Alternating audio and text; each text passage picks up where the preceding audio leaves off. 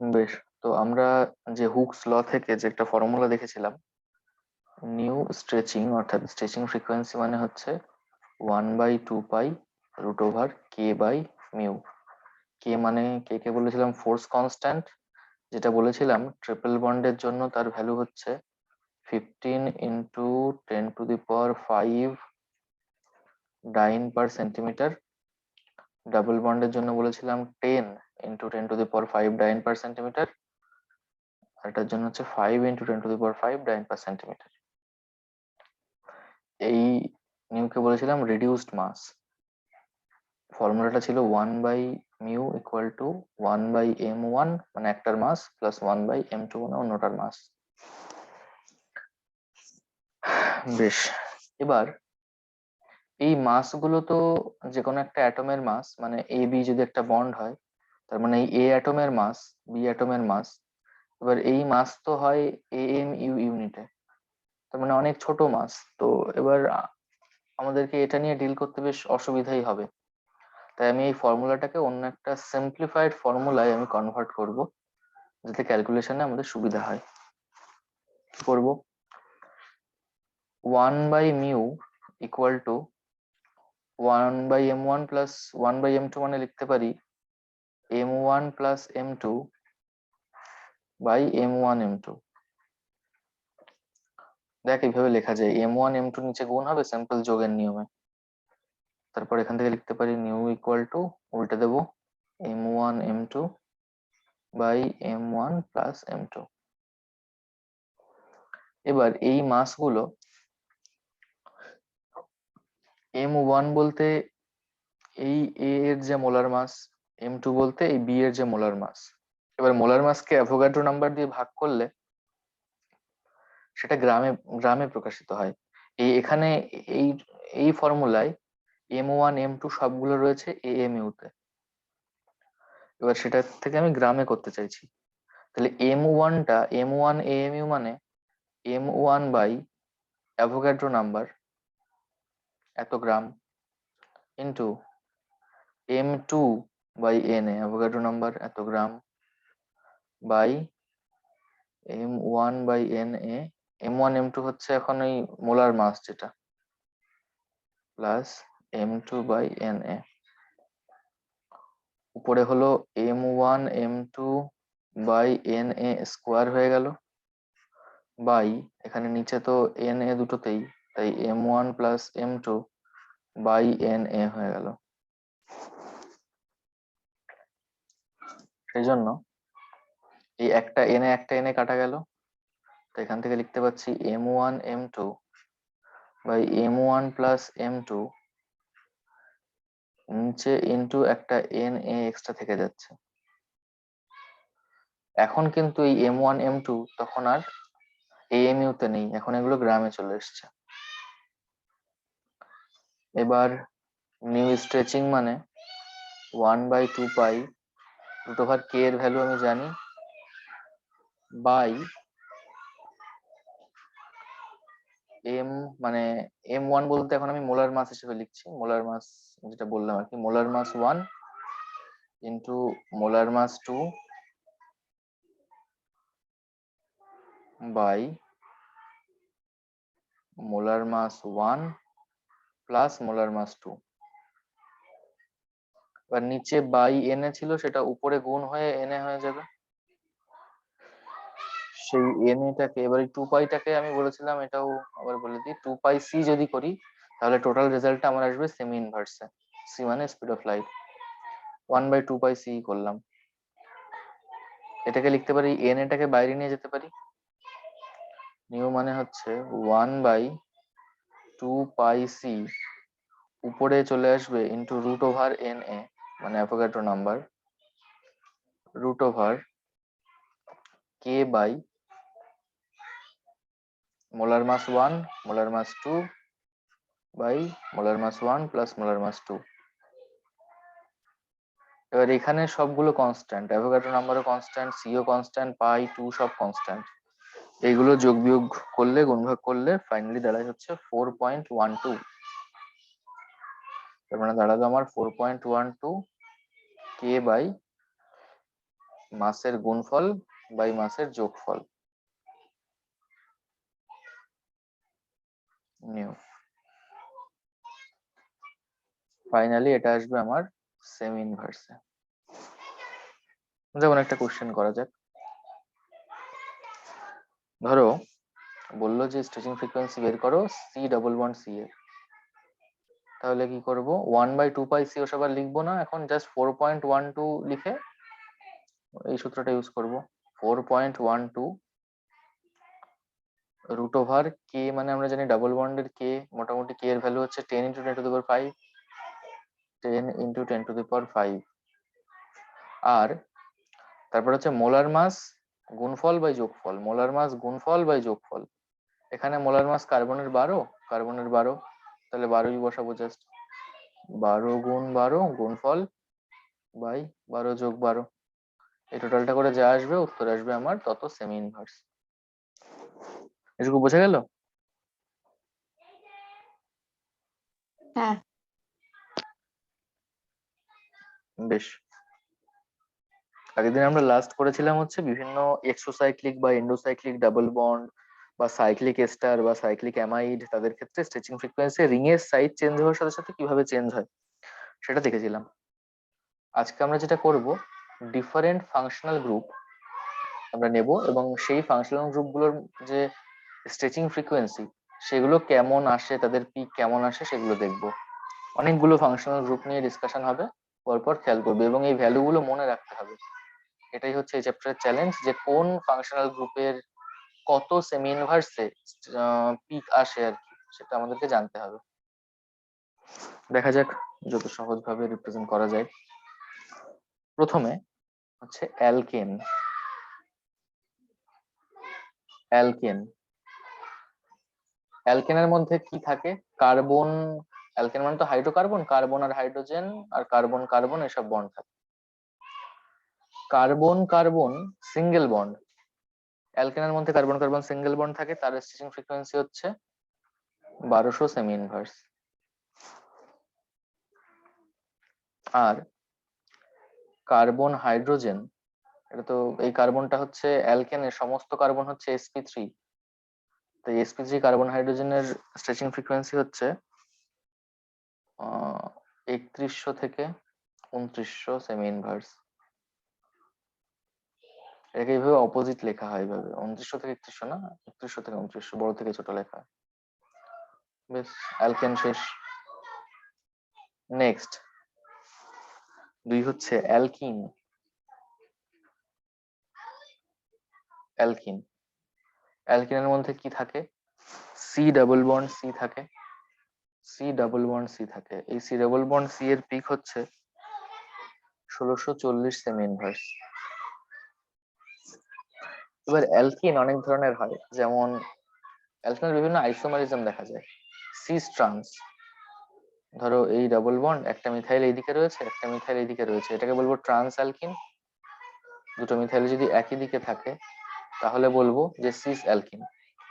এই যে trans alkyne যেটা হলো, এক্ষেত্রে এই বন্ডের যে ডাইপোল মোমেন্ট ওইদিকে হবে, এইদিকেই হবে আর কি, আর এইটা এইদিকে, তো সেই ডাইপোল মোমেন্ট একজন অন্যজনকে ক্যান্সেল আউট করবে, তার মানে এখানে এর ডাইপোল মোমেন্ট 0।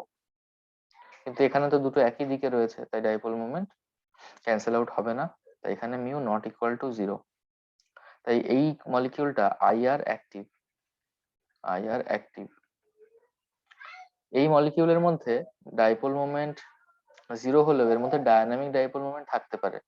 হয়তো এই বন্ডটা অনেকটা লম্বা হয়ে গেল, এই বন্ডটা ছোট হলো, তার মানে ক্যান্সেল আউট সবসময় নাও হতে পারে, তার মানে এর মধ্যে ডায়নামিক ডাইপোল মোমেন্ট থাকবে।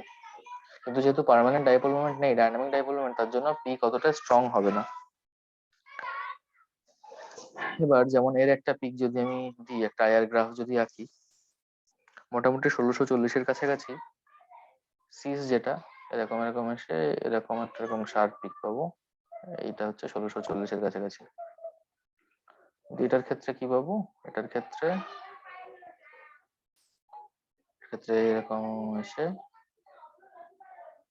এরকম একটা পাবো, শার্প না, খুব ছোট্ট একটা পিক, 240 সেভেন ভার্সের কাছাকাছি। বেশ, এবার অ্যালকিন গুলোর মধ্যে তো ওই এক্সোসাইক্লিক এন্ডোসাইক্লিক বলেইছিলাম। এন্ডোসাইক্লিক মানে যদি এরকম 6 মেম্বার এরকম ভিতরে রিং থাকে, তাহলে আমরা বলেছিলাম যে এরকম 4 মেম্বার থেকে 5 মেম্বারের স্ট্রেচিং ফ্রিকোয়েন্সি বেশি হয়, 5 মেম্বার থেকে 6 মেম্বারের বেশি হয়, কিন্তু সবার থেকে 3 মেম্বারের বেশি হয় স্ট্রেচিং ফ্রিকোয়েন্সি এন্ডোসাইক্লিক ডাবল বন্ডের ক্ষেত্রে। আর এক্সোসাইক্লিক ডাবল বন্ডের ক্ষেত্রে ডাবল বন্ড থাকলে মানে এটা অ্যাকচুয়ালি 3 মেম্বারের বেশি হয় সব থেকে, তারপরে 4 মেম্বার, 5 মেম্বার, 6 মেম্বার এরকম। একটা কারণ আছে, আমি বোঝানোর একটু চেষ্টা করি, দেখ বুঝতে পারিস কিনা। একটু কমপ্লেক্স কারণ না পড়লেও চলতো এটা, কারণ কোথাও আসে না পরীক্ষায়। এই যে এটা না হয় বুঝলাম যে এটা রেগুলার ট্রেন্ড ফলো করছে, যে 3 মেম্বারের সব থেকে বেশি, তারপর 4, 5, 6 আস্তে আস্তে কমছে। কিন্তু এখানে 4 থেকে 5-এ বাড়ছে, 5 থেকে 6-এ বাড়ছে, 3-এ আবার সব থেকে বেশি, এটা কেন? তো এখানে আচ্ছা এই আমার পাশ থেকে কি বেশ নয়েজ যাচ্ছে না? হ্যাঁ, মাঝে মাঝে কথাটা কেটে আসছে। ঠিক আছে, বাইরে একটু কথাবার্তা বলছে কিছু লোকজন। ওকে, তো আমরা একটা সি ডাবল বন্ড সি এর, আমরা এই জাতীয় এন্ডোসাইক্লিক ডাবল বন্ডের ক্ষেত্রে এই চেঞ্জটা কেন হচ্ছে সেটা আমরা একটু দেখার চেষ্টা করব। সি ডাবল বন্ড সি এরকম আছে ধর, এই সি ডাবল বন্ড সি, তার সঙ্গে কার্বন কার্বন একটা বন্ড একটা নির্দিষ্ট অ্যাঙ্গেলে আছে। ধরে নিলাম যে এরকম একটা কার্বন কার্বন বন্ড আছে।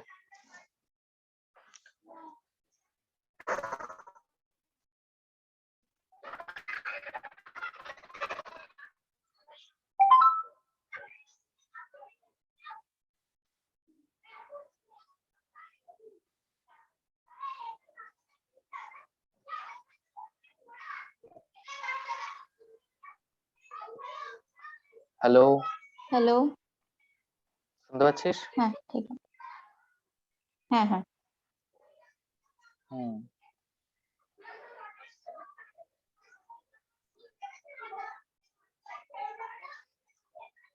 বেশ। এই যে বন্ডটা কার্বন কার্বন বন্ডটা, সেই বন্ডের একটা স্টিচিং ফ্রিকোয়েন্সি মানে তার একটা ভাইব্রেশন আছে। আর এই যে কার্বন কার্বন বন্ড একটা নির্দিষ্ট অ্যাঙ্গেলে আছে, এর আবার এক্স কম্পোনেন্ট ওয়াই কম্পোনেন্ট এরকম আছে। এই বন্ডটার এক্স কম্পোনেন্ট ওয়াই কম্পোনেন্ট এরকম আছে। তো এই বন্ডের যে ভাইব্রেশন, তারও কিছু এই এক্স কম্পোনেন্ট ওয়াই কম্পোনেন্ট থাকবে। বেশ, ধর এটা 6 মেম্বার যদি হয়, তাহলে এই অ্যাঙ্গেলটা হবে 120 ডিগ্রি। এই যে কার্বন কার্বন সিঙ্গেল বন্ড, তার এই কম্পোনেন্টের সঙ্গে এই কম্পোনেন্টের কোনো সম্পর্ক নেই, এই সি ডবল বন্ড এর কোনো সম্পর্ক নেই, অন্যদিকে। কিন্তু এর একটা কম্পোনেন্ট তো এইদিকে আসছে, এই তো এই সি ডবল বন্ড এর একটা কম্পোনেন্ট এই ডবল বন্ডের সঙ্গে একদম পাশাপাশি থাকছে। তাই এর ক্ষেত্রে এই বন্ডের স্ট্রেচিং ফ্রিকোয়েন্সি একটু বেড়ে যাচ্ছে। ধর এবার 5 মেম্বার রিং যদি হয়, সি ডবল বন্ড সি আছে, তার একটা ভাইব্রেশন এরকম আছে। 5 মেম্বারে কি বন্ড অ্যাঙ্গেল এটা যদি 120 হয়, 5 মেম্বারিং এ এরকম 108 ডিগ্রি আছে ওটা, এই কার্বন বন্ড অ্যাঙ্গেল একটু কম। তাহলে সেখানে কি হবে, এই এর যে কম্পোনেন্ট কম্পোনেন্ট গুলো এরকম হয়ে থাকবে, এরকম হয়ে থাকবে। আগে যেমন পুরো এই সোজাসুজি পড়ছিল, এখন সেটা সোজাসুজি পড়বে না। তাহলে এই বন্ডের যে ভাইব্রেশন, সেটা একটা এইদিকে পড়বে, সেটা একটা এইদিকে পড়বে। তার মানে এই বন্ডের যে ভাইব্রেশন, তার সঙ্গে এই ভাইব্রেশনের কাপলিং ততটা ভালো হচ্ছে না যতটা এখানে হচ্ছিল। কারণ এই সোজাসুজি হলে কাপলিং ভালো হতো একই সঙ্গে, কিন্তু এখানে ততটা হচ্ছে না। তার মানে এর থেকে এখানে স্ট্রেচিং ফ্রিকোয়েন্সি একটু কমে যাবে, স্ট্রেচিং ফ্রিকোয়েন্সি একটু কমে যাবে। তাই 6 মেম্বার থেকে 5 মেম্বারে একটু কম। 4 মেম্বার যদি হয়, C double bond C, 4 member হলে তো পুরো এরকম থাকে, পুরো একটা স্কোয়ারের মতন থাকে, এই যে কার্বন এরকম থাকে আর কি। তো এই বন্ডের যে কম্পোনেন্ট গুলো একটা এইদিকে থাকবে একটা এইদিকে থাকবে, সেটা একদমই কাপল করবে না। তাই এর স্ট্রেচিং ফ্রিকোয়েন্সি আরো কম, আরো কম। কিন্তু 3 মেম্বার যখন হবে, তখন 3 মেম্বারে কি সি ডবল বন্ড সি এরকম, একটা এখানে একটা এখানে। এক্ষেত্রে এই বন্ডের যা কাপলিং হচ্ছে আর এইটা পুরো একই দিকে, এবং এর যে কম্পোনেন্ট সেটা পুরো এইদিকে থাকবে, একটা এইদিকে একটা এইদিকে। তো এর যে এই পাশের যে কম্পোনেন্টটা সেটা এর সঙ্গে খুব সুন্দরভাবে কাপল করে যাবে, তাই এর স্ট্রেচিং ফ্রিকোয়েন্সি হঠাৎ করে অনেক অনেক অনেক বেড়ে যাবে। তাই 3 মেম্বারের সব থেকে বেশি হয়। বোঝা গেল একটু একটু? হুম। আলটিমেটলি অর্ডারটাই মনে রাখতে হবে, ঠিক আছে? ওকে।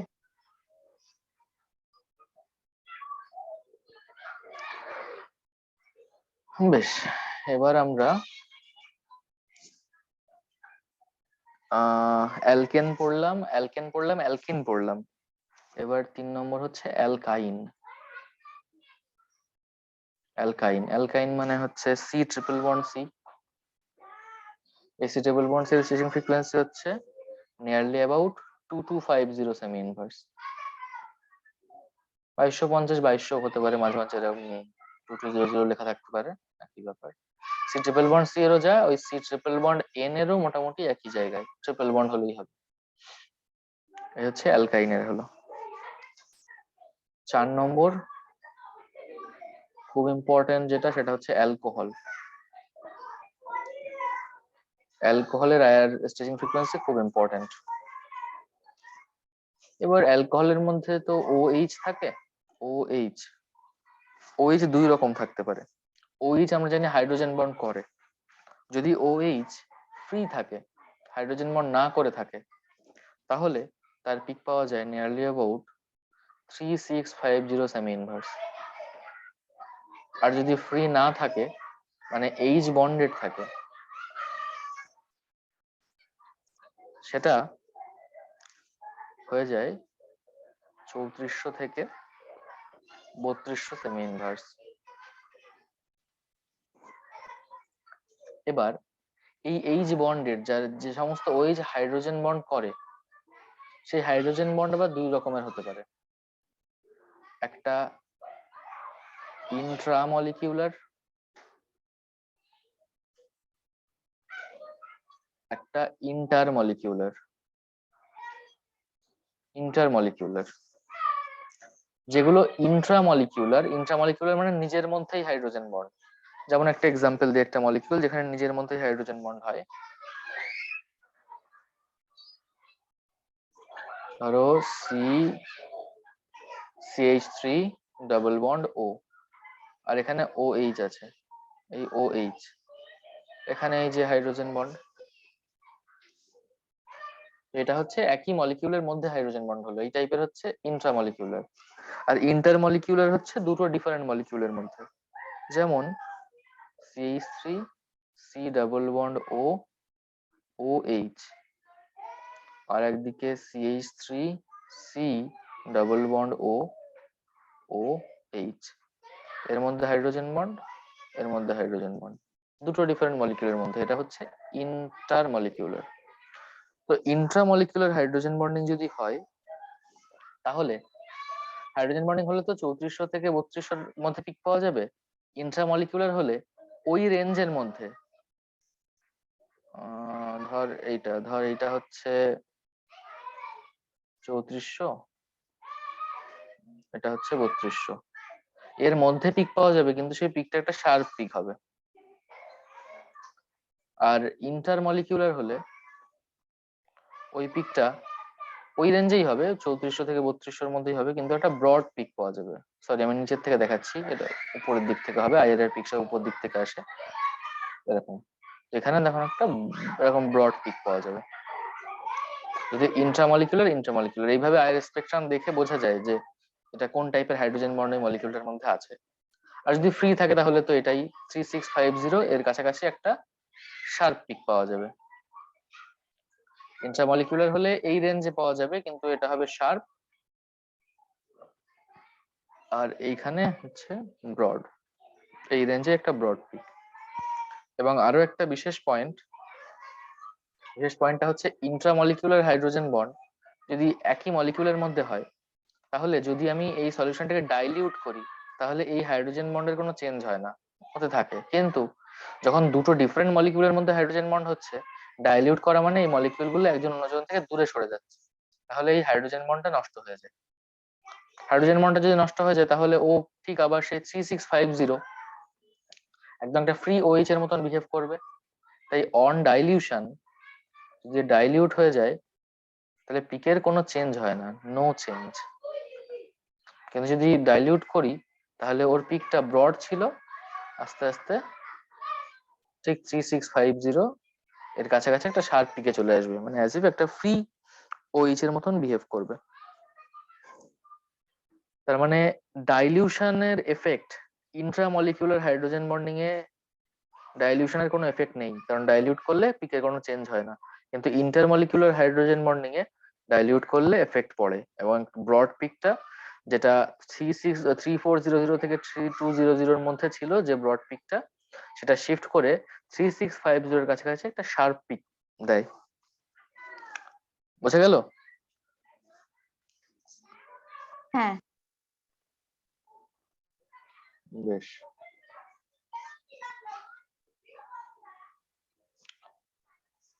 এরপর হচ্ছে 5 দাগ কার্বনিল। কার্বনিল নিয়ে সব থেকে বেশি ডিসকাশন। তো সংক্ষেপে করবো, যেটুকু লাগবে সেটুকুই বলবো। কত ধরনের কার্বনিল মানে তো সি ডবল বন্ড ও, এই সি ডবল বন্ড ও দিয়ে কার্বনিল বা কার্বনিল জাতীয় অনেক কম্পাউন্ড পাওয়া যায়। যেমন পরপর আমি লিখছি।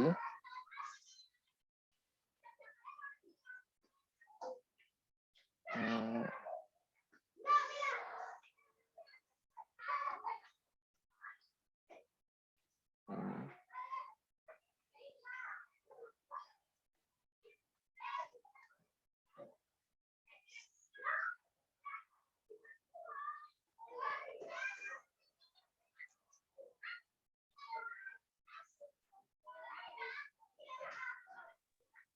বলছি আগের পেজে কি একবার যাওয়া যাবে? না, ওটা সেভ হয়ে গেছে, আমি পাঠিয়ে দেবো। ওকে ওকে, অ্যাকচুয়ালি আমার হেজি উঠেছে তাই। হুম।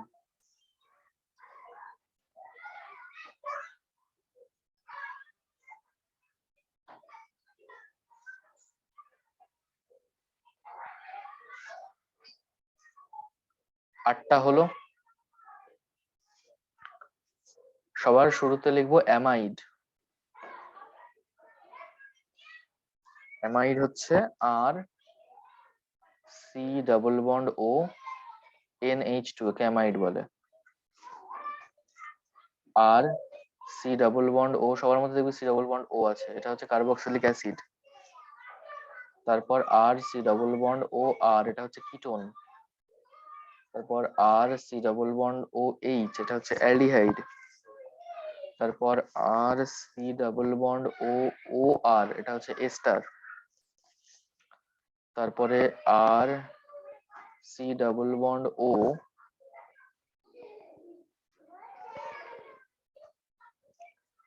ও C double bond O R, এটা হচ্ছে anhydride. Anhydride. C double bond O O C double bond O এইটুকু থাকলে সেটাকে অ্যানহাইড্রাইড বলে।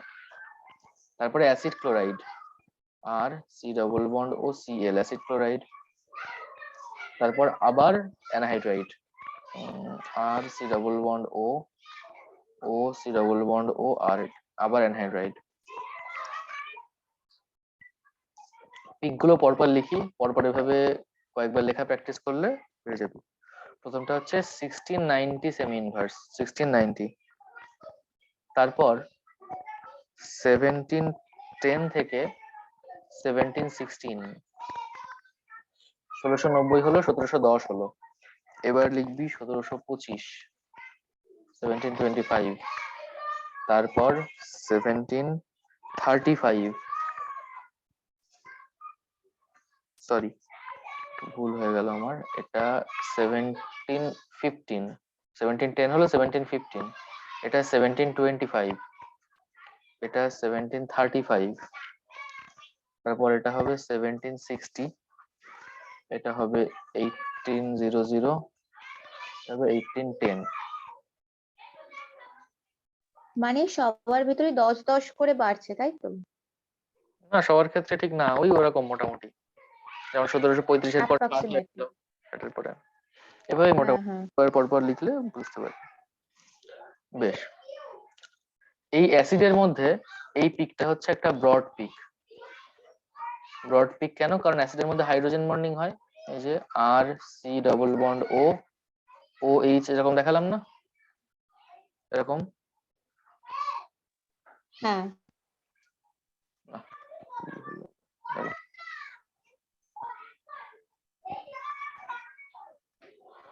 হ্যাঁ, তো এরকম। আর হচ্ছে এইচ, এখানে এইচ এর সঙ্গে এই হাইড্রোজেন বন্ড হয়েছে, তার সঙ্গে ও, তারপরে আবার সি ডবল বন্ড ও, এই আর হাইড্রোজেন বন্ড হলে তো ব্রড পিকই হয়।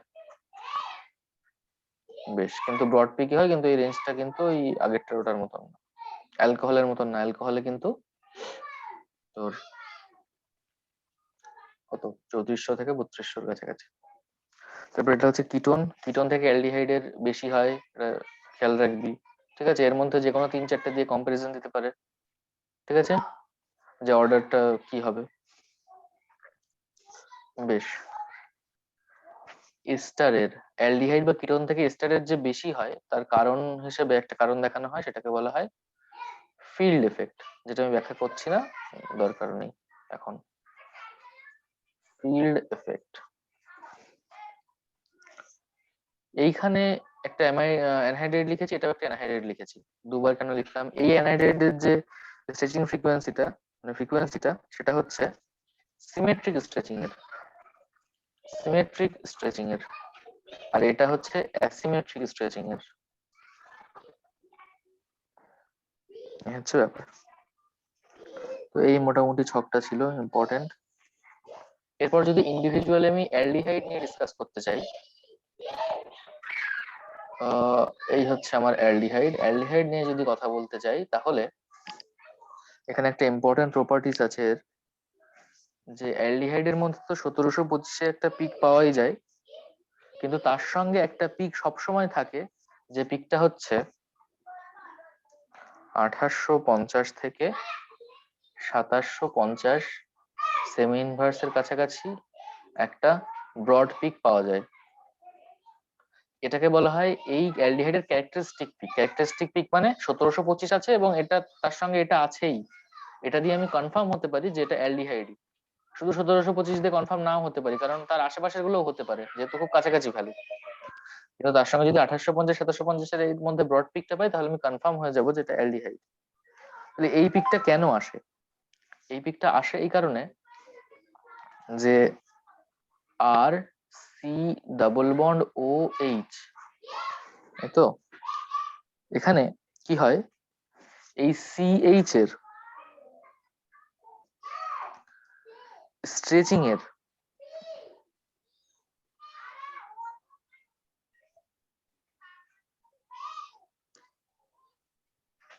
ফান্ডামেন্টাল ফ্রিকোয়েন্সি, সরি ভুল বলছি, এটার ফান্ডামেন্টাল ফ্রিকোয়েন্সি আর এটার ফাস্ট ওভারটোন একসঙ্গে কাপল করে এখানে ফার্মি রেজোন্যান্স তৈরি করে। সেটা খেয়াল রাখিস, ফার্মি রেজোন্যান্স। ফার্মি রেজোন্যান্সের জন্য এই এক্সট্রা এই পিকটা পাওয়া যায়। হলো, এবার যদি কিছু কম্পারিজন দেয়, একটা কোশ্চেন লিখি, যে স্ট্রেচিং ফ্রিকোয়েন্সি কম্পেয়ার করো। এ হচ্ছে formaldehyde, H C double bond O H. B দেখ হচ্ছে acetaldehyde, CH3 C double bond O H. C হচ্ছে CH3 সি ডাবল বন্ড ও CH3।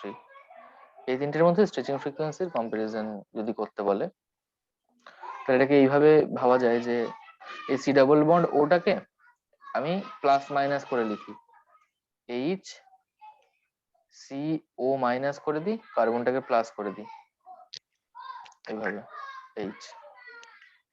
এটাকেও CH3 ও মাইনাস প্লাস এইচ, এটাকে CH3 ও minus CH3 plus. এবার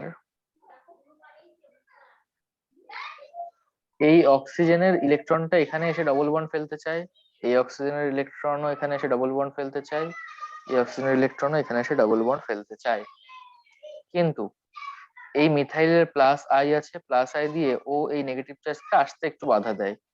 এখানে দুদিক থেকে মিথাইল আসতে বাধা দিচ্ছে, তার মানে এই ও মাইনাসটা এসে ডাবল বন্ড ভালো এখানে ফেলতে পারবে না। ভালো যদি ফেলতে না পারে, তাহলে এখানে বন্ড অর্ডার কমে যাবে। বন্ড অর্ডার কমে যাবে মানে কে এর ভ্যালু কমে যাবে, ফোর্স কনস্ট্যান্টের ভ্যালু, তার মানে স্ট্রেচিং ফ্রিকোয়েন্সিও কমে যাবে। এটা সব থেকে কম, এটা তার থেকে একটু বেশি, এটা তার থেকে আরো একটু বেশি। তো এখানে উত্তর হবে A greater than B greater than C. Similarly আরেকটা কোশ্চেন দেখা যাক, এটা স্ট্রেচিং ফ্রিকোয়েন্সি কম্পেয়ার করতে দেওয়া।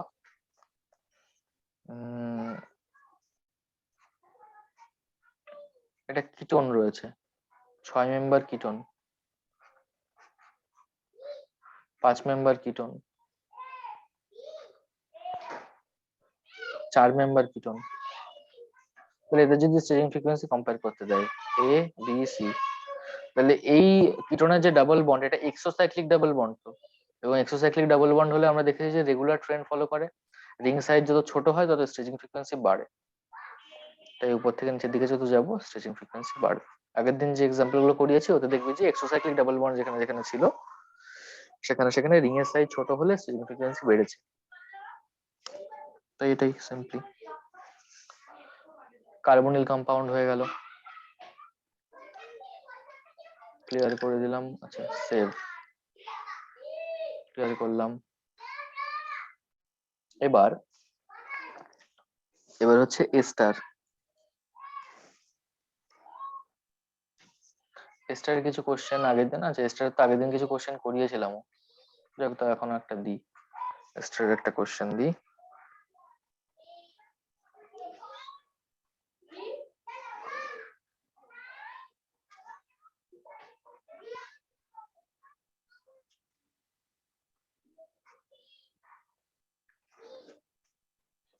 এটা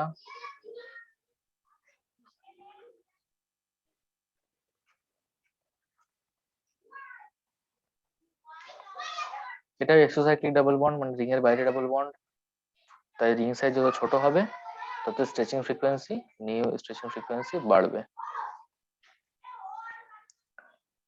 বেশ, এরপর চলে আসি নেক্সট টাইপের কম্পাউন্ড হচ্ছে acid halide. Acid halide, acid halide কাদের বলে, R C double bond O এখানে হ্যালাইড থাকবে এক্স, বলা হয় অ্যাসিড হ্যালাইড। এবার এখানে যদি আমি কোশ্চেন করি স্ট্রেচিং ফ্রিকোয়েন্সি কম্পেয়ার করো, সি ডাবল বন্ড ও এর স্ট্রেচিং ফ্রিকোয়েন্সি কম্পেয়ার করো in this compound, C double bond O fluorine, আর C double bond O chlorine, আর C double bond O bromine, আর C double bond O iodine. C double bond O দেখলে আগে আমরা যেভাবে comparison করেছিলাম যে ওই ডাবল বন্ড ওটাকে ভেঙে নিচ্ছিলাম, আর এখানে প্লাস, এখানে ও মাইনাস, এখানে এফ, অন্যটাই ঠিক একইভাবে, এখানে সিএল, এখানে বিআর, এখানে আই। এই ও মাইনাসটা যদি এখানে আসার চেষ্টা করে, ফ্লোরিন আরো তাকে হেল্প করছে, কারণ ফ্লোরিন ইলেকট্রন উইথড্রয়িং গ্রুপ, আরো ইলেকট্রন টেনে সেটাকে হেল্প করছে। তাই ঠিক এই কম্পাউন্ডে সি ডাবল বন্ড ও এর বন্ড অর্ডার সব থেকে বেশি হবে, কিন্তু ক্লোরিন বা আয়োডিন যেহেতু বেশি ইলেকট্রোনেগেটিভ নয়, তাই ও অত ও মাইনাসকে টেনে ডবল বন্ড ফেলতে হেল্প করবে না, তাই এক্ষেত্রে বন্ড অর্ডার কম। বন্ড অর্ডার যদি এখানে যদি বন্ড অর্ডার বেশি, তাহলে কেও বেশি, তার মানে স্ট্রেচিং ফ্রিকোয়েন্সিও বেশি, তাই এখানে নিচের থেকে উপর দিকে গেলে স্ট্রেচিং ফ্রিকোয়েন্সি বাড়বে। এই হলো। তারপর স্পেশাল টাইপ হচ্ছে অ্যামাইড। অ্যামাইড, অ্যামাইড কাদের বলবো, আর সি ডাবল বন্ড ও NH2, এটাকে বলা হয় প্রাইমারি অ্যামাইড, দুটোই হাইড্রোজেন। তাই যদি আমি এরকম করতাম R C double bond O N, এই হাইড্রোজেনটাকে সরিয়ে যে কোনো একটা অ্যালকিল গ্রুপ দিয়ে দিতাম আর একটা হাইড্রোজেন থাকতো, তাহলে এটা সেকেন্ডারি হতো।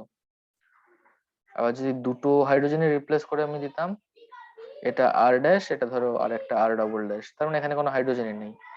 এটা 1 ডিগ্রি, এটা 2 ডিগ্রি, এটা 3 ডিগ্রি।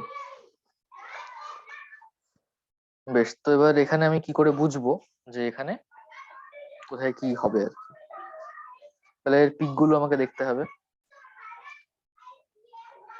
এখানেও একটা বিশেষত্ব আছে, যেমন অ্যালডিহাইডের ক্ষেত্রে যেমন ফার্মি রেজোন্যান্স দেখা গিয়েছিল, এখানেও তেমন একটা ঘটনা ঘটে অ্যামাইডের ক্ষেত্রে, যে NH যে বন্ড, NH বন্ডের যে এই যে এই বন্ডটা অ্যাকচুয়ালি, এই বন্ডের যে বেন্ডিং এর ফ্রিকোয়েন্সি, আর সেটা বেন্ডিং এর ফ্রিকোয়েন্সি হচ্ছে 1620-তে, 1620। আর এটার স্ট্রেচিং ফ্রিকোয়েন্সি, এটা আগের ওই ছকটাতে দেখেছিলাম যে এটা হচ্ছে 1690। তো এরা মোটামুটি 1600 রেঞ্জ, তাই এরা কাপল করে যায়, এদের ফান্ডামেন্টাল ফ্রিকোয়েন্সি কাপল করে যায়। কাপলিং করে যেটা তৈরি হয়, দুটো ফান্ডামেন্টাল ফ্রিকোয়েন্সি কাপল করলে যেটা হয় সেটাকে আমরা বলেছিলাম যে কম্বিনেশন ব্যান্ড। কম্বিনেশন ব্যান্ড, সেই কম্বিনেশন ব্যান্ডের জন্য 1620-র কাছাকাছি একটা ব্রড পিক পাওয়া যায়। বেশ, এইখানে এই 3 ডিগ্রি অ্যামাইডে নাইট্রোজেনের সঙ্গে তো কোনো হাইড্রোজেনই নেই, তাহলে ঠিক সেরকম কাপলিং হওয়া পসিবল না। এখানে বলেছিলাম নাইট্রোজেন হাইড্রোজেনের সঙ্গে এবং এই সি ডবল বন্ড ও এর সঙ্গে কাপলিং হলে তাহলেই কম্বিনেশন ব্যান্ড তৈরি হয়। তাহলে এখানে নো কম্বিনেশন ব্যান্ড, কিন্তু এখানেও কম্বিনেশন ব্যান্ড থাকবে, প্রথমটাতেও থাকবে। এবার 1 ডিগ্রি 2 ডিগ্রি 3 ডিগ্রি অ্যামাইনকে আমি ডিফারেন্সিয়েট করবো কিভাবে, আলাদা করবো কিভাবে? এই এটার মধ্যে এই 1 ডিগ্রি 2 ডিগ্রি 3 ডিগ্রির মধ্যে সবগুলোর ক্ষেত্রেই সি ডবল বন্ড ও এর পিকটা কমন থাকবেই সবার ক্ষেত্রে। এই 1 ডিগ্রিতে কম্বিনেশন ব্যান্ড থাকবে, কম্বিনেশন ব্যান্ড থাকবে, কম্বিনেশন ব্যান্ড থাকবে না। তার মানে 1620-র কাছাকাছি ব্রড পিক, লাস্টেরটা থাকবে না, কিন্তু আগের দুটোই থাকবে। এই হলো। নেক্সট হচ্ছে এই NH এর পিক এখানে দুটো পাওয়া যায়, এখানে NH এর পিক এখানে একটা পাওয়া যায়, এখানে NH এর পিক পাওয়াই যায় না, NH তো নেই, তার তো পিক পাওয়া যাবেই না। এখানে দুটো পাওয়া যায়, তার কারণ কিন্তু দুটো হাইড্রোজেন আছে সেটা নয়, দুটো হাইড্রোজেন তো একই রকম, দুটো থাকাও যায় একটা থাকাও তাই। মানে একটা হাইড্রোজেন, একটা NH বন্ড যদি এখানে পিক দেয়, আরেকটা এসেও ঠিক এর উপরেই পিক দেবে। দুটো হাইড্রোজেন আছে বলে দুটো এরকম আলাদা হচ্ছে না, দুটো আলাদা হওয়ার কারণ হচ্ছে স্ট্রেচিং দুই টাইপের, একটা সিমেট্রিক স্ট্রেচিং, একটা অ্যাসিমেট্রিক স্ট্রেচিং। দুটো পিক, একটা পিক ফর সিমেট্রিক স্ট্রেচিং, একটা পিক ফর অ্যাসিমেট্রিক স্ট্রেচিং। তাহলে ওভারঅল কি দাঁড়ালো এখানে? ওভারঅল দাঁড়ালো এটাই, আগেটা তো সেভ করলাম না।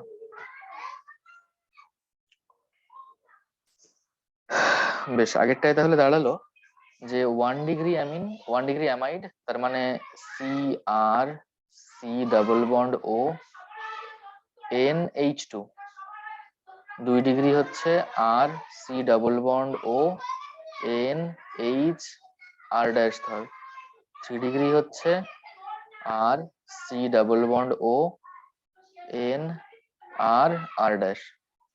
প্রথমে দেখি সি ডাবল বন্ড ও এর পিক, এতে আছে, এতে আছে, এতে আছে। এই পিকটা কোন জায়গায়? মোটামুটি 1690 এর কাছাকাছি।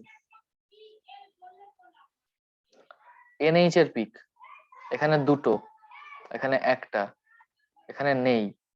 এই দুটো, তার মধ্যে একটা হচ্ছে ফর সিমেট্রিক স্ট্রেচিং, একটা হচ্ছে ফর অ্যাসিমেট্রিক স্ট্রেচিং। তারপর হচ্ছে কম্বিনেশন ব্যান্ড। কম্বিনেশন ব্যান্ড মানে হচ্ছে 1620-র কাছাকাছি ব্রড পিক, এটাই আছে, এটাই ব্রড পিকটা আছে, এখানে ব্রড পিকটা নেই। তাহলে এইভাবে আয়ের স্পেকট্রাম দেখে আমি 1 ডিগ্রি 2 ডিগ্রি 3 ডিগ্রি অ্যামাইড কে শনাক্ত করতে পারি। যদি আমার একটা আয়ের স্পেকট্রাম এরকম দিয়ে দেয় এবং বলে যে এটা কত ডিগ্রি অ্যামিন, স্পেকট্রামটা আমি আঁকছি।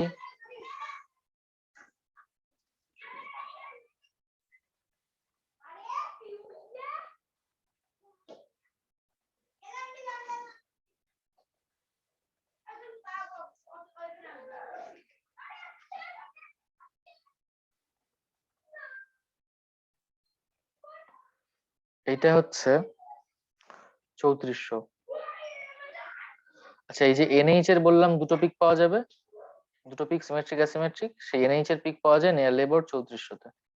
সে দুটো পাওয়া গেলেও সে 3400 কাছাকাছি হবে, একটা পাওয়া গেলেও সে 3400 কাছাকাছি হবে। 3400 কাছাকাছি এই পিকটা হলো, এই পিকটা হচ্ছে 1690 এর কাছাকাছি, আর এটা হচ্ছে 1620। তাহলে এটা যদি বলা হয় এটা কত ডিগ্রি অ্যামিন, অ্যামাইড কত ডিগ্রি, 1 ডিগ্রি, 2 ডিগ্রি না 3 ডিগ্রি, তোমরা কিভাবে দেখবো? আমরা দেখবো যে 3400 কাছাকাছি পিক পাওয়া গেছে, মানে এটা এনএইচ এর পিক, তার মানে এই পিকটা এনএইচ এর পিক। কিন্তু এনএইচ এর পিক এখানে একটা পাওয়া গেছে, এই যে এই এনএইচ এর পিক পাওয়া গেছে একটা, এবং 1690 এর কাছাকাছি পিক পাওয়া গেছে, এটা নিশ্চয়ই সি ডবল বন্ড ও এর, যেটা সবার ক্ষেত্রেই কমন, এটা তো সবার ক্ষেত্রেই কমন। লাস্টেরটা 1620 এর কাছাকাছি ব্রড পিক পাওয়া গেছে, তার মানে এটা হচ্ছে কম্বিনেশন ব্যান্ড, কম্বিনেশন ব্যান্ড রয়েছে। তাহলে এনএইচ একটা রয়েছে, এই সি ডবল বন্ড ও এর পিকও রয়েছে, কম্বিনেশন ব্যান্ডও রয়েছে, তাহলে উত্তর হবে এটা 2 ডিগ্রি অ্যামিন। বোঝা গেল? হ্যাঁ, যদি গ্রাফটা ওয়েট। যদি গ্রাফটা এরকম দিত,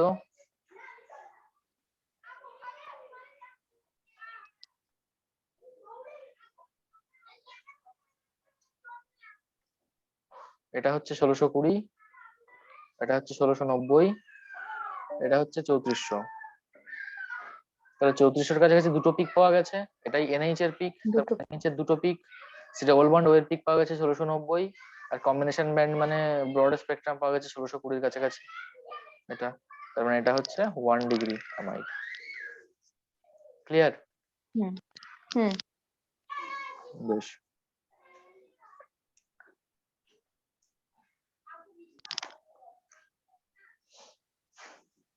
এরপরে অ্যামাইড হয়ে গেল, এবার আমরা দেখবো অ্যামিন। অ্যামিন মানে 1 ডিগ্রি অ্যামিন হচ্ছে এরকম, আর এন দুটোই এইচ থাকবে, সেটা হচ্ছে 1 ডিগ্রি অ্যামিন। যদি আর এন একটা হাইড্রোজেন সরিয়ে আবার একটা অ্যালকিল গ্রুপ নিয়ে আসি, একটা হাইড্রোজেন থাকে, এটা হচ্ছে 2 ডিগ্রি অ্যামিন। নাইট্রোজেনের সঙ্গে তিনটেই যদি অ্যালকিল গ্রুপ থাকে, তাহলে এটা হচ্ছে 3 ডিগ্রি অ্যামিন। তো এটাকে আমি কিভাবে শনাক্ত করব? অ্যামিনের মধ্যে তো ওই সি ডবল বন্ড ও নেই, আগে যেমন অ্যামাইডে ছিল H H, C double bond O নেই, মানে এর সঙ্গে এর কম্বিনেশন ব্যান্ডও পসিবল না। কম্বিনেশন ব্যান্ড মানে 1620 কাছাকাছি যে পিকটা, তার মানে কম্বিনেশন ব্যান্ড 1620 কাছাকাছি যে ব্রড পিকটা, এর কোনোটাতেই থাকবে না, এর কোনোটাতেই সি ডবল বন্ড ও এর পিক থাকবে না। সি ডবল বন্ড ওই তো নেই, তার পিক থাকবে না, কিন্তু এনএইচ এর পিকটা থাকবে, এনএইচ এর পিকটা থাকবে। এই NH2 তে একই কারণে দুটো পিক থাকবে, একটা সিমেট্রিক অ্যাসিমেট্রিক, এখানে একটা, এখানে থাকবে না। তাহলে কোন গ্রাফে দুটো এরকম গ্রাফ দিল, পরীক্ষার প্রশ্ন ধরো এরকম হলো, দুটো গ্রাফ দিল, একটাই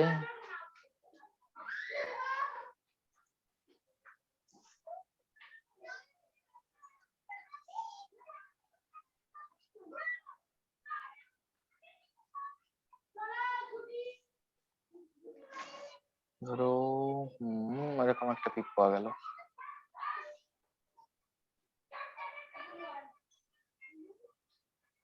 পিক পাওয়া গেল, এখানে একটা পিক পাওয়া গেল, এ বি বললো যে এ অ্যামিন, অপশন গুলো এরকম, A amine, B amide, B amine, A amide, দুটোই অ্যামিন, দুটোই অ্যামাইড। তাহলে কি করব আমরা? এটা বুঝতে পারছি, আগেই করালাম যে এটা হচ্ছে একটা 2 ডিগ্রি অ্যামিন। আর 2 ডিগ্রি অ্যামিনের হুম। মধ্যে যদি আমি সি ডবল বন্ড ওয়ের পিকটা বাদ দিই আর ব্রডটা বাদ দিই, তাহলে এটা 2 ডিগ্রি অ্যামিন হয়ে যাবে। ঠিক আছে? হ্যাঁ। এখানে আরেকটা ইনফরমেশন আমি ভুলে গেলাম ওটা দিতে। NH2 এর ক্ষেত্রে, অ্যামিনের ক্ষেত্রে 1620 কাছাকাছি একটা শার্প পিক পাওয়া যায়, শার্প পিক পাওয়া যায়, এটা হচ্ছে ফর NH বেন্ডিং। এখানে এই গ্রাফে এখানেও একটা পিক হবে 1620 কাছাকাছি, কিন্তু এটা শার্প, 1620 কাছাকাছি শার্প পিক, কিন্তু এখানে ব্রড পিক। ব্রড পিক মানে কম্বিনেশন ব্যান্ড হয়েছে, কম্বিনেশন ব্যান্ড হওয়া মানে সি ডবল বন্ড ও এর সঙ্গে এখানে NH এর কাপলিং হয়েছে, এটার সঙ্গে এটার কাপলিং হয়েছে, তার মানে সি ডবল বন্ড ও এতে আছে, তার মানে এই স্ট্রাকচারে এতে সি ডবল বন্ড ও আছে।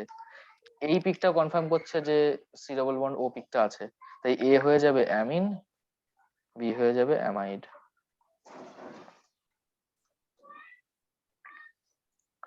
বেশ। 1 মিনিট। নেক্সট হচ্ছে নাইট্রো কম্পাউন্ড। হুম। নাইট্রো কম্পাউন্ড হচ্ছে আর এন ডাবল বন্ড ও ও এরকম থাকে। তো এই এন ডাবল বন্ড ও এর যে পিকটা, এটা পাওয়া যায় মোটামুটি 1550 সেমি ইনভার্স। সেভ করলাম, এগিয়ে যাই। আর দুটো ছোট্ট টপিক বাকি আছে, তারপর আমি একটা ওভারঅল ধারণা দেবো যে এই পিক গুলো কি করে সব মনে রাখতে হবে বা এরকম। Okay. বেশ, যে টপিকটা আছে এখান থেকে প্রিভিয়াস এর কোশ্চেনও এসছে, সেটা হচ্ছে degree of freedom. Degree of freedom, degree of freedom কি? কোন একটা মলিকিউলের মধ্যে গ্রাউন্ড স্টেটে যা এনার্জি থাকে, সেই এনার্জিকে ও কত রকম ভাবে রিলিজ করতে পারে, কত রকম ভাবে এনার্জিটা, সবাই তো চায় এনার্জি ছেড়ে দিয়ে স্টেবল হতে, ও কত রকম ভাবে এনার্জিটাকে রিলিজ করতে পারে, তার পরিমাপটাই হচ্ছে ডিগ্রিস অফ ফ্রিডম। যে ফর্মুলা গুলো বা তথ্যগুলো বলছি খুব কেয়ারফুলি শোন। টোটাল ডিগ্রি অফ ফ্রিডম হচ্ছে 3n। এন মানে কোন একটা মলিকিউলের মধ্যে number of atom, number of atom in molecule, এটাই হচ্ছে এন।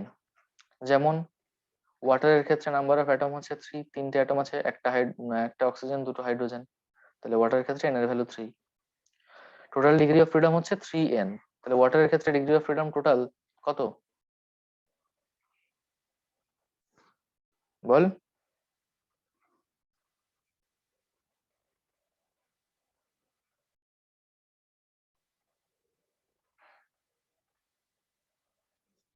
শুনতে পাচ্ছিস না? হ্যালো, শুনতে পাচ্ছিস না? হ্যালো, কি বললে কেটে যাচ্ছে। ওকে, দাঁড়া একটু।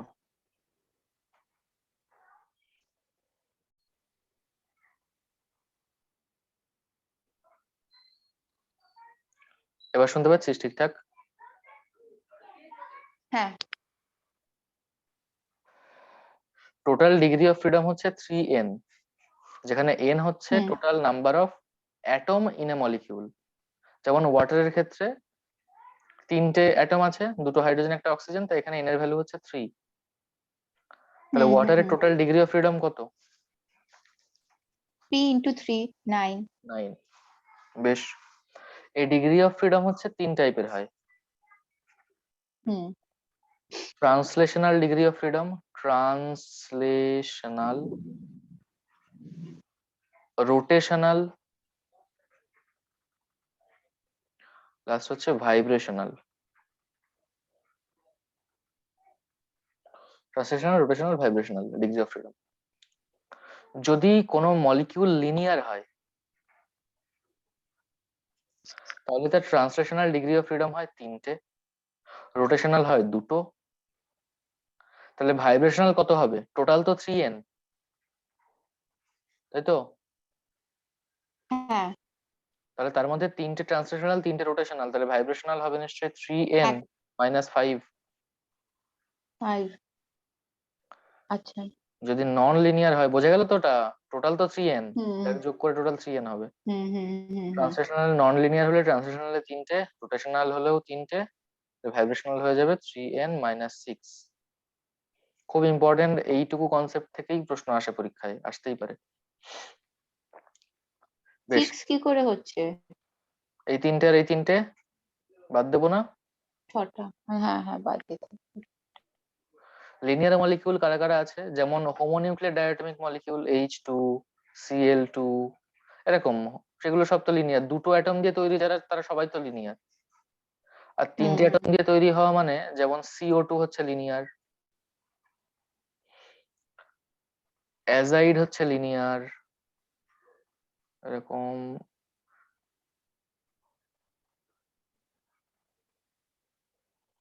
উম, কি যেন বেশ, N3 মাইনাস লিনিয়ার।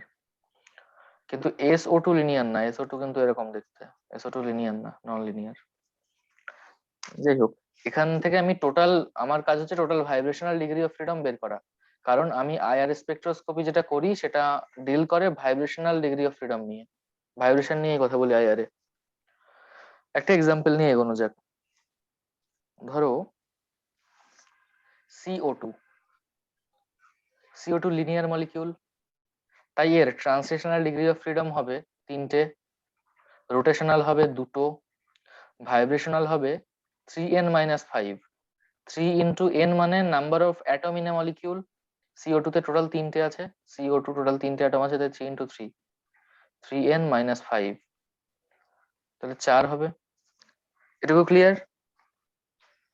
হুম। টোটাল 4 টাইপের ভাইব্রেশন হবে। এবার ভাইব্রেশন আমরা জানি স্ট্রেচিং হতে পারে, বেন্ডিং হতে পারে। স্ট্রেচিং এর মধ্যে সিমেট্রিক হতে পারে, অ্যাসিমেট্রিক হতে পারে, আর বেন্ডিং এর মধ্যে 4 ধরনের হতে পারে, দেখিয়েছিলাম ওই টুইস্টিং, ওয়াগিং, ওসব 4 টাইপের হুম হবে। হুম হুম। এবার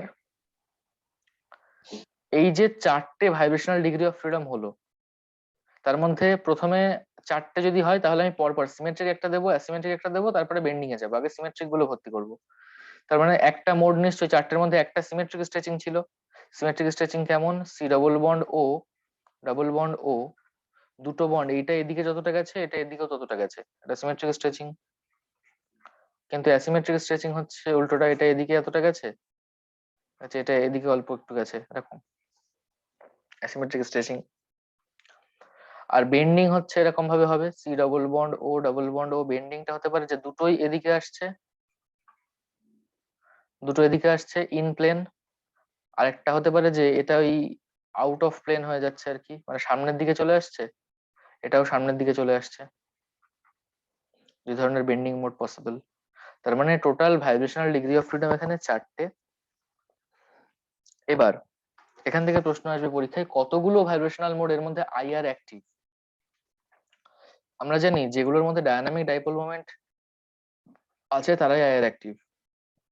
কতগুলো মোড আইআর অ্যাক্টিভ যদি বলে, টোটাল মোড 4টে, 4টের মধ্যে কতগুলো আইআর অ্যাক্টিভ, তাহলে আমার এই মোডটা দেখতে হবে, এইটা এবং এরকম দুটো।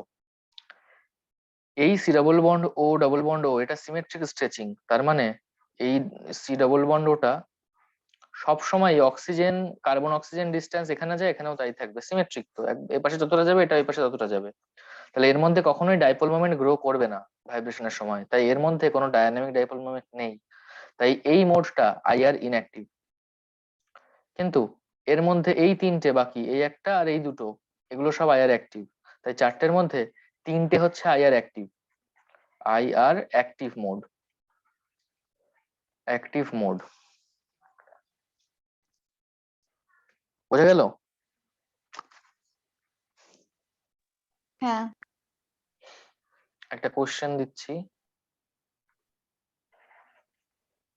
Number of detectable mode of CO2 by IR spectra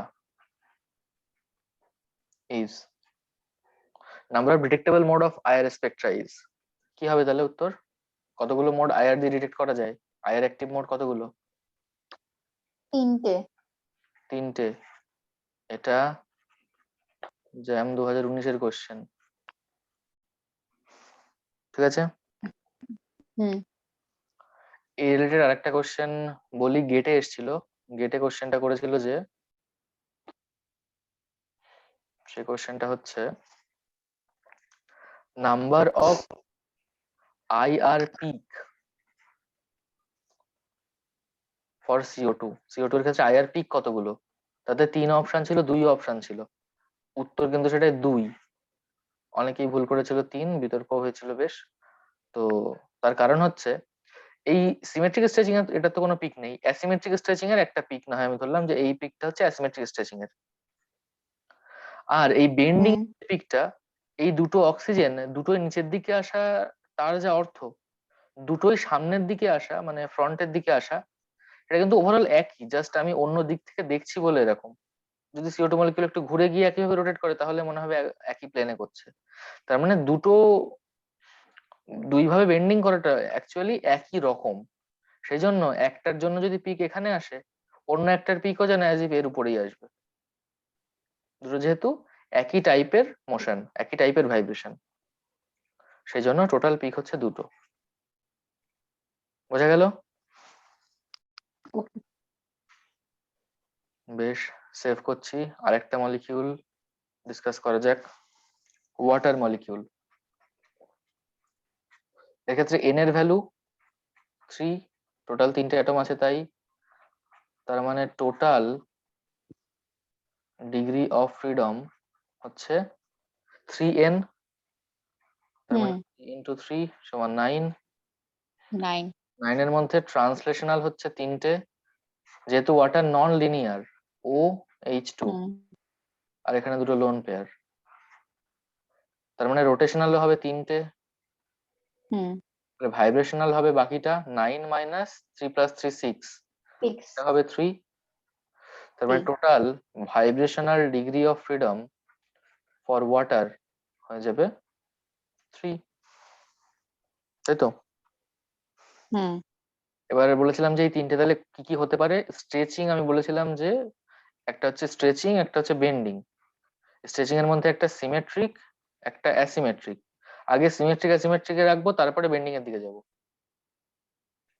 তার মানে এই তিনটে মোডের মধ্যে একটা ভাবতে পারি যে একটা সিমেট্রিক নিশ্চয়ই, OH সিমেট্রিকটা কেমন, যে হয়তো এই হাইড্রোজেন বন্ডটা এতটা আসছে এদিকে, এটা অতটা আসছে, এটাও যাচ্ছে ততটা, এটাও ততটা যাচ্ছে, এটা সিমেট্রিক। ও অ্যাসিমেট্রিক মানে এটা এটুকু আসলো, ধর এটা এদিকে এদিকে এতটা চলে গেল, অ্যাসিমেট্রিক। আর বেন্ডিং মানে যে কোনো একভাবে বেন্ডিং হবে, যে হয়তো দুটো এদিকে যাচ্ছে, এটা এদিকে যাচ্ছে, এটা এদিকে যাচ্ছে, একটা বেন্ডিং হলো। এবার এই OH বন্ডের তো এমনি ডাইপোল মোমেন্ট আছে, এটা তো আর নন পোলার না। OH বন্ডের মধ্যে ডাইপোল মোমেন্ট আছে, তার মানে এটা ডায়নামিক ডাইপোল মোমেন্টও থাকবে, তার মানে এটা আইআর অ্যাক্টিভ হবে, আইআর অ্যাক্টিভ হবে। অ্যাসিমেট্রিকটাও আইআর অ্যাক্টিভ হবে, অ্যাসিমেট্রিক তো এমনি হয়। আর বেন্ডিংটাও আইআর অ্যাক্টিভ, যেহেতু প্রত্যেকটা বন্ডই পোলার। দেখ OH বন্ড এমনি তো এদের মধ্যে ডাইপোল মোমেন্ট রয়েছে, এবং এ যদি ভাইব্রেট করে তাহলে ডাইপোল মোমেন্ট তো আর জিরো হয়ে যাবে না, অর্থাৎ সবার মধ্যে ডাইনামিক ডাইপোল মোমেন্ট আছে। তাই এর ক্ষেত্রে number of IR mode, number of mode, IR active mode হচ্ছে তিনটেই। আর number of peaks, number of peaks, দেখ তিনটে তিনটে ডিফারেন্ট টাইপের মোশন, তার মানে তিনটে ডিফারেন্ট পিক আসবে। নাম্বার অফ পিকস হবে এটা 3। বোঝা গেল এটুকু?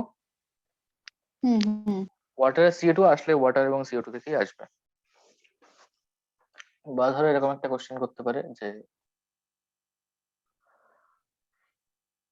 কোশ্চেন হচ্ছে vibrational degree of freedom for benzene, বেনজিনের total number of vibrational degree of freedom কত? পরীক্ষা যদি বিভিন্ন অপশন দেয়, কি করে করবি? বেনজিনের স্ট্রাকচার রাখবি, বেনজিন মানে হচ্ছে এই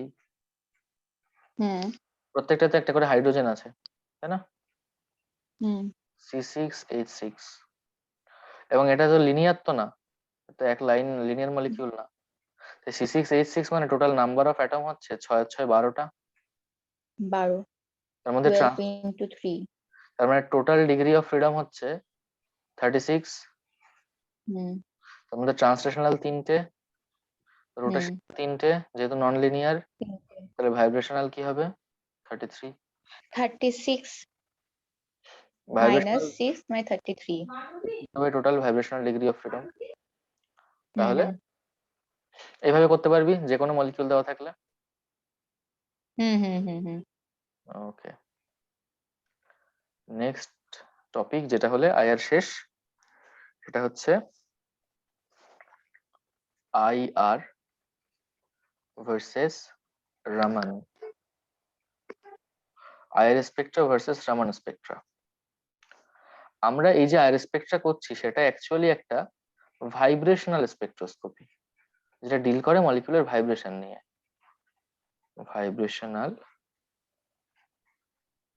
স্পেকট্রোস্কোপি, এই ভাইব্রেশনাল স্পেকট্রোস্কোপি দুই টাইপের হয়, একটা আইআর আর একটা হচ্ছে Raman.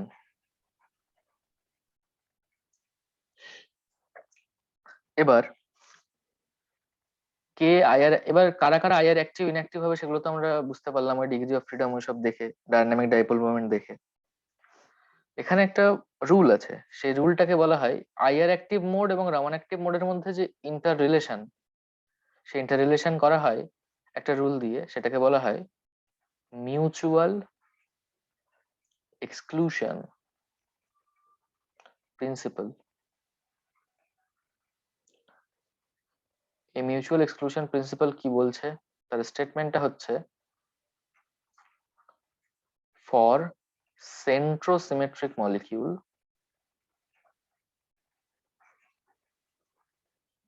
for centrosymmetric molecule IR active modes are Raman inactive এবং রামান অ্যাক্টিভ মোড, না অলরেডি লিখে, আইআর অ্যাক্টিভ মোড গুলো রামান ইনঅ্যাক্টিভ আর আইআর ইনঅ্যাক্টিভ মোড গুলো রামান অ্যাক্টিভ, উল্টোটা। যেমন একটা এক্সাম্পল নিয়ে দেখা যায়, সেন্ট্রোসিমেট্রিক মলিকিউল মানে কি, যেসব মলিকিউলের মধ্যে সেন্টার অফ সিমেট্রি আছে। সেন্টার অফ সিমেট্রি মানে আই, এটা কি মনে আছে সেন্টার অফ সিমেট্রি কি? হুম, নো। নো, ঠিক আছে, আমি একটা ভিডিও লিংক দেবো, এটা যখন আপলোড করবো এর ডেসক্রিপশনে দেখবি দিয়ে দেবো, সেখান থেকে দেখে নিই যে সিমেট্রি এলিমেন্ট কি কি।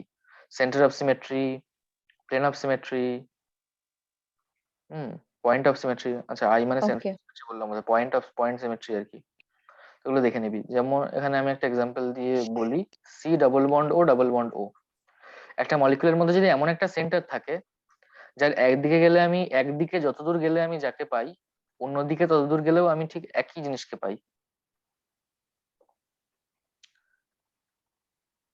কিছু বোঝা গেল? আচ্ছা। ধরো এখানে একটা বল আছে, এখানে একটা বল আছে, এখানে একটা, এরকম একটা কিছু আছে, এখানে এরকম একটা কিছু আছে। তাহলে এই সেন্টারটা, এর থেকে ওদিকে গেলে একটা বল পাচ্ছি, যতদূর গেলে এদিকে আসলেও আমি ততদূর গেলে একটা বল পাচ্ছি। এই সাইড থেকে এদিকে আসলে এটা পাচ্ছি, এদিকে আসলে ততদূর গেলে এটা পাচ্ছি। তার মানে এর মধ্যে সেন্টার অফ সিমেট্রি আছে, সেন্টার অফ সিমেট্রি।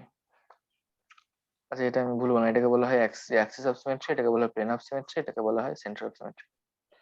বেশ, যেমন CO2 এর মধ্যে তাহলে আছে, SO2 এর মধ্যে নেই, দেখ S double bond double bond, এটা তো লিনিয়ার না। আমি এই সেন্টার থেকে যদি এইদিকে এসে অক্সিজেন পাই, এদিকে গেলে তো আর অক্সিজেন পাচ্ছি না, তাই এটা সেন্ট্রোসিমেট্রিক না। CO2 সেন্ট্রোসিমেট্রিক, ওয়াটার OH2 এটাও সেন্ট্রোসিমেট্রিক না। কোন একটা মেটালের কমপ্লেক্স যদি বলি, এখানেও যা আছে এখানেও তাই আছে, এখানেও তাই আছে, এখানেও তাই আছে, এখানেও তাই আছে, এখানেও তাই আছে।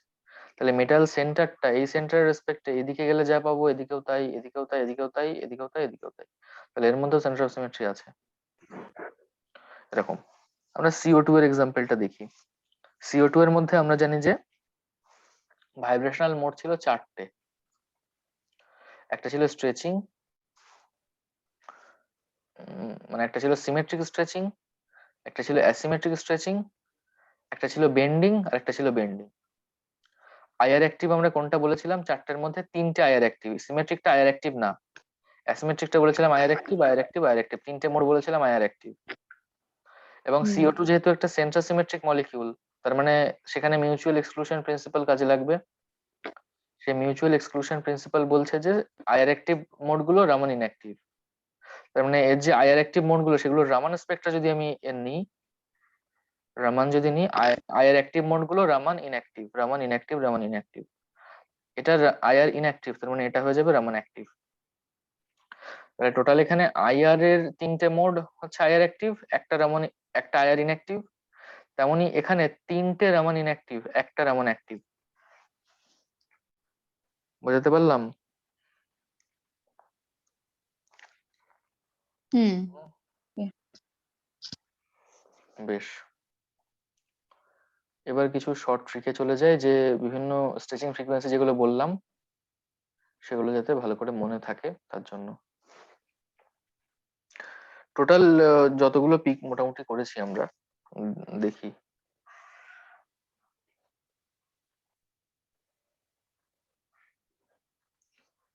এখানে হচ্ছে 2900 সেমি ইনভার্স, 3000, 3100,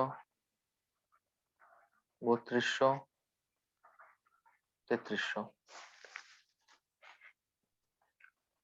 এটা হচ্ছে সবগুলোই হচ্ছে কার্বন হাইড্রোজেন বন্ডের। এটাও কার্বন হাইড্রোজেন বন্ডের, এটাও কার্বন হাইড্রোজেন, এটাও কার্বন হাইড্রোজেন, এটাও কার্বন হাইড্রোজেন, এটাও কার্বন হাইড্রোজেন।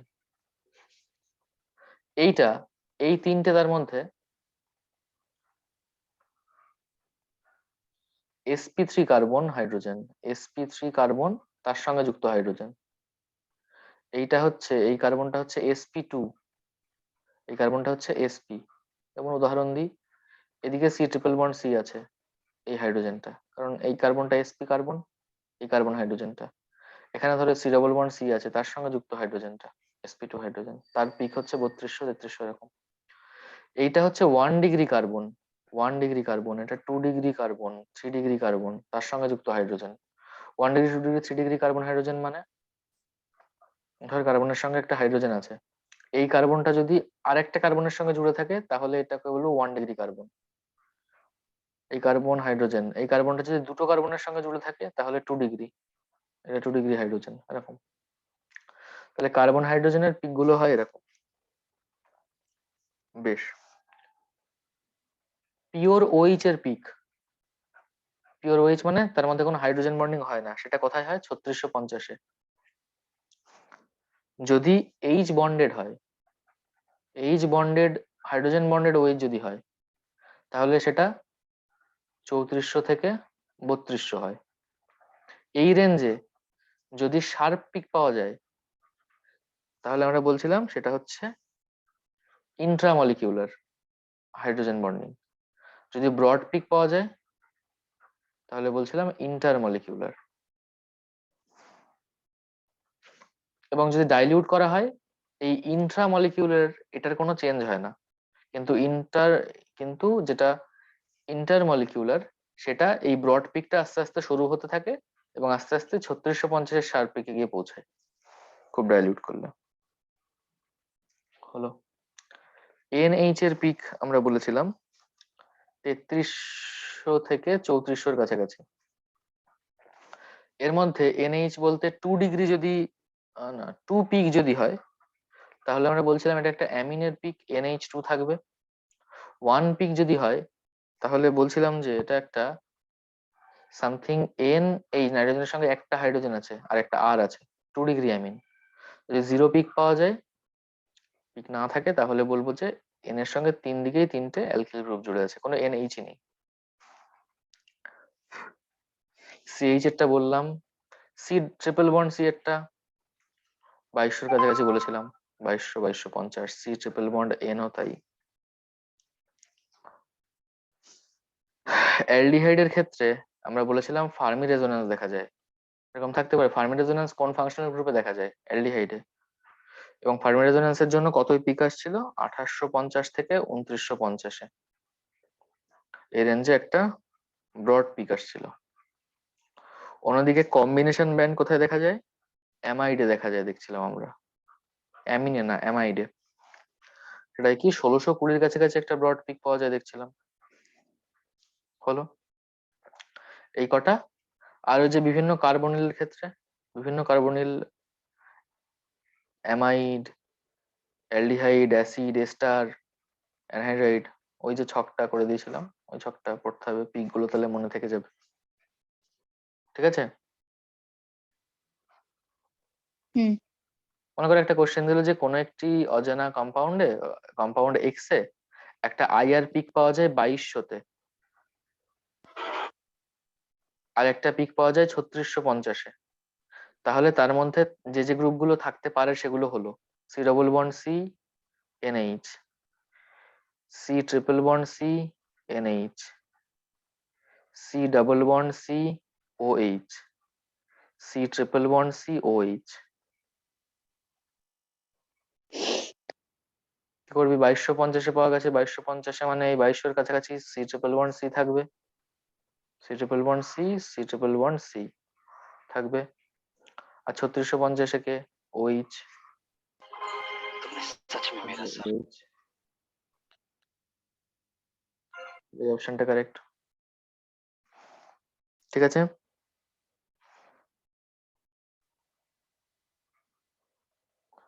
আর NO2 এর পিকচারটা বলেছিলাম, NO2 তে N ডাবল বন্ড এর পিকটা 1550-এ বলে দিয়েছিলাম, এটা মনে রাখতে হবে। আর C111C এর পিকটা তো বলেইছিলাম বোধহয়, C111C এর পিক 1640-এ,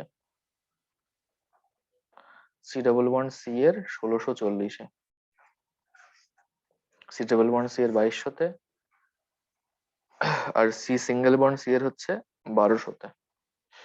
C111C এর হচ্ছে 1200-তে, C111C এর হচ্ছে 1640-এ, C111C এর হচ্ছে 2200-তে। এখান থেকে আমরা দেখতে পাচ্ছি যে যত বন্ড অর্ডার বাড়ছে তত স্ট্রেচিং ফ্রিকোয়েন্সি বাড়ছে, কারণ বন্ড অর্ডার বাড়লে কে এর ভ্যালু বাড়ে, কে এর ভ্যালু বাড়লে স্ট্রেচিং ফ্রিকোয়েন্সি বাড়বে। বেশ ক্লিয়ার? বল এটুকু। হ্যাঁ, 1 মিনিট। শেষ, আয়ার স্পেকট্রা শেষ। ঠিক আছে, এখান থেকে ভালো করে পড়বি হুম, হচ্ছে ওই মিউচুয়াল এক্সক্লুশন প্রিন্সিপাল, ওইটা যে আয়ার অ্যাক্টিভ মোড গুলো এমন ইনঅ্যাক্টিভ, তারপরে ওয়াটারের ক্ষেত্রে এবং CO2 এর ক্ষেত্রে যে কোন মোড গুলো অ্যাক্টিভ ইনঅ্যাক্টিভ, হ্যাঁ, কতগুলো ডিগ্রি অফ ফ্রিডম বের করা, হ্যাঁ, ডিগ্রি অফ ফ্রিডম বের করা, সেগুলো দেখবি। হুম। বেশ, এই মোটামুটি। আর মেনলি ওয়াটার আর এটা থেকে আসবে, তাই মানে আসে সাধারণভাবে আসে আয়ার এর ওই পিক ওয়াটার। গুলো বলতে পারে, পিক গুলো আমার সব জানতে হবে, কার কোনটা কত পিক, তাই না? হুম, হুম। এই হচ্ছে ব্যাপার। ঠিক আছে, তো আয়ার শেষ, এরপর আমরা শুরু করব অ্যাটমিক স্ট্রাকচার, শুরু করব নেক্সট ক্লাসে। ওকে। ঠিক আছে।